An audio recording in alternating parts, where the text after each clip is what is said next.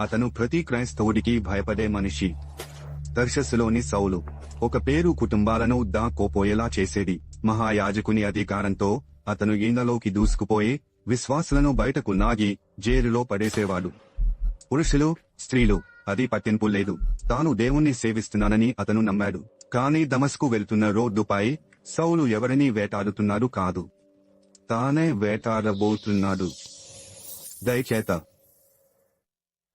సౌలు మొదటి క్రైస్తవ మార్టైరైన స్టీఫెన్ రాళ్లతో కుట్టివేయబడటంలో హాజరు ఉన్నాడు. అతను స్టీఫెన్ ఉరితీతను ఆమోదించాడు. కానీ సౌలుకు సంతృప్తి లేదు. క్రైస్తవులను మరియు వారి ఉద్యమాన్ని నాశనం చేయడంపై అతను ఆసక్తి చూపాడు. ప్రతిరోజు అతను యేసు అనుచరులను నిర్దయ నిశ్చయంతో వెంబడించాడు. యెరూషలేములో ఇన్నుగా తిరిగి యేసును ప్రభువుగా ఒప్పుకునే ఎవరినైనా బయటకు లాగాడు. కాని యెరూషలేమే సరిపోలేదు.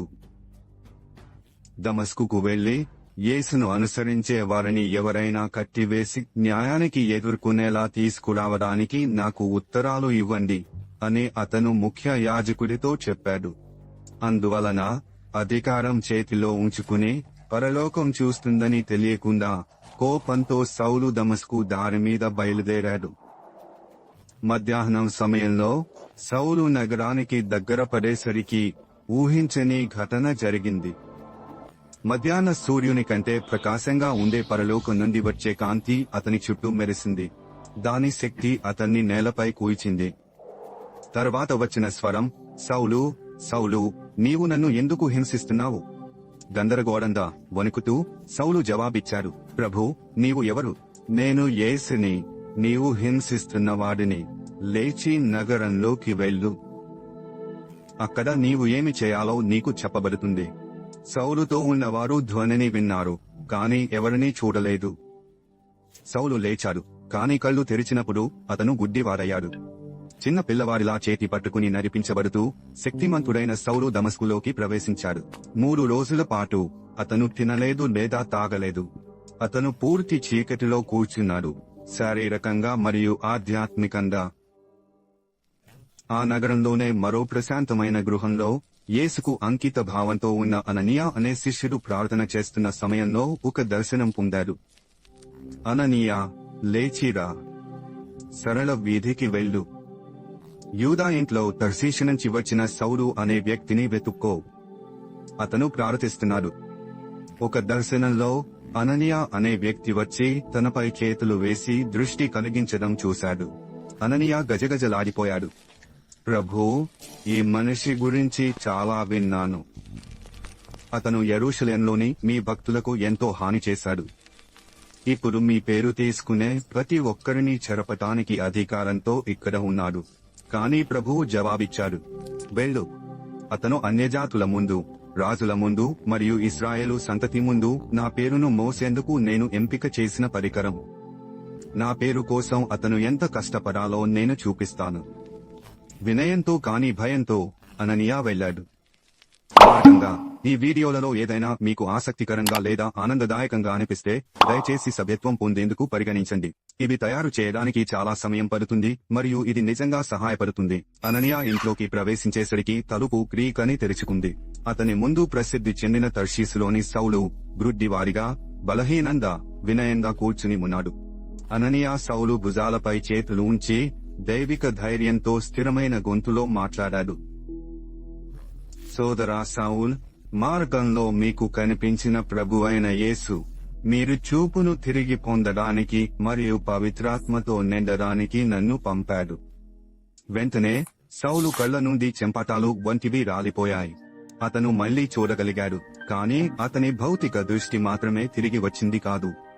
అతని మొత్తం జీవితం మళ్లీ దిశ మార్చుకుంది. ఒకే ఊపిరితో సౌలు క్రీస్తు శత్రువు నుండి ఆయన కరుణ యొక్క పాత్రగా మారాడు. మునకలో ముడిచి మరియు లేవనెత్తబడి సౌలు ఆ రోజునే బాప్తిజం పొందాడు. కేవలం రోజుల తరువాత సౌలు సమాజాల్లో ప్రచారం ప్రారంభించాడు, యేసు దేవుని కుమారుడు. ప్రజలు ఆశ్చర్యచకితులయ్యారు. ఆగండి, ఇదే ఆ మనిషి కాదా యెరూషలేంలో విశ్వాసులను భయపెట్టినవాడు, ఇక్కడికి వచ్చి వారిని అరెస్టు చేసి సంకెళ్లతో లాగుకుపోయినవాడు? కానీ అది ఒక తప్పుదారి కాదు, అది ఒక అద్భుతం. సౌలు మళ్ళీ ఒకసారి క్రైస్తవ భయానికి ముఖంగా ఉండినవాడు ఇప్పుడు ధైర్యంగా యేసు నిజంగా వాగ్దానం చేయబడిన మెస్సీయా అని నిరూపిస్తున్నాడు. అతను మత పండితులను మాట్లాడలేని స్థితికి తీసుకువచ్చాడు.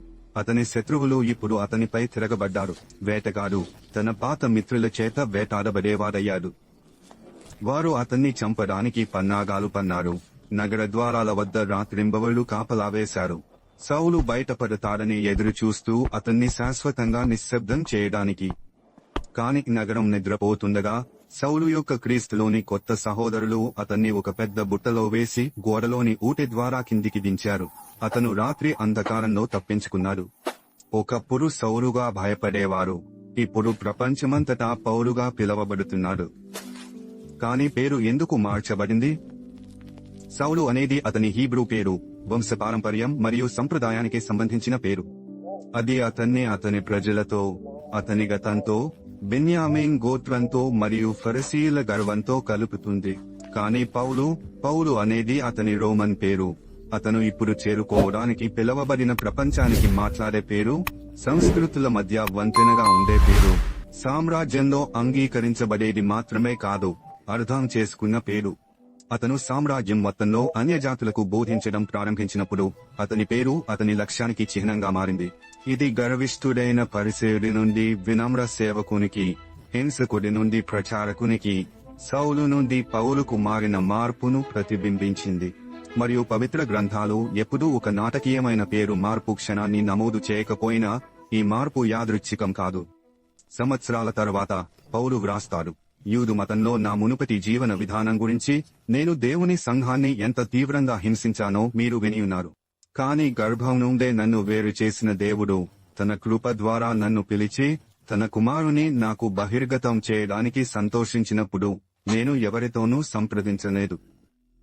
పౌలు రోమన్ ప్రపంచం అంతటా సంఘాలను స్థాపించి పవిత్ర గ్రంథంగా మారిన ఉత్తరాలు రాసి తాను ఒకప్పుడు నాశనం చేయడానికి ప్రయత్నించిన సువార్త కోసం తన ప్రాణాన్ని అర్పించాడు.